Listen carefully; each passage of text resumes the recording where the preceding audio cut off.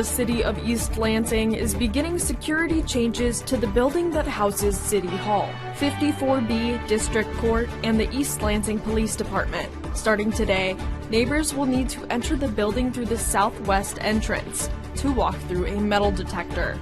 Officials say this change will protect both city employees and neighbors.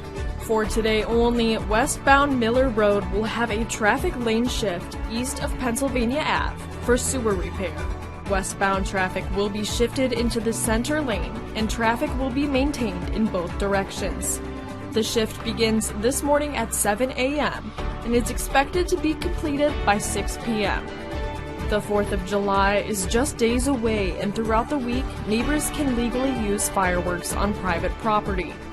According to the Michigan Fireworks Safety Act, neighbors can light fireworks from June 29th to July 4th from 11 a.m. to 11:45 p.m.